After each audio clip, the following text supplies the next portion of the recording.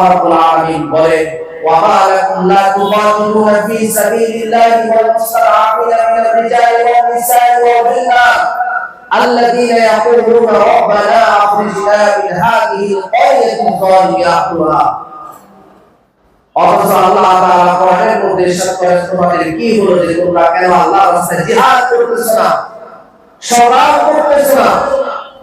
অথচ মানুষের দুর্বল নারী পুরুষরা তারা চিৎকার করে হাহাকার করে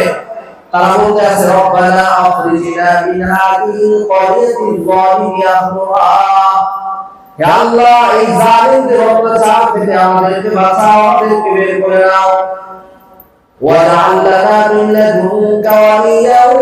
واجعل لنا من لدنك نصيرا আল্লাহ আমাদের জন্য একজন অভিভাবক পাঠিয়ে দাও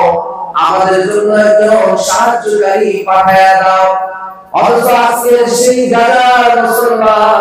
চিৎকার করে বলতেছে আল্লাহ আমাদের জন্য একজন সাহায্যকারী পাঠাও আমাদের জন্য একজন অভিভাবক পাঠাও আমাদের জন্য একজন অভিভাবক পাঠাও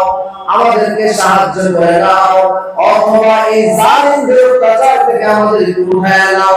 আর মুসলমান ইমানদার আজকে সারা বিশ্বয় 200 মুসলমান থাকার পরেও আল্লাহ রাব্বুল আলামিন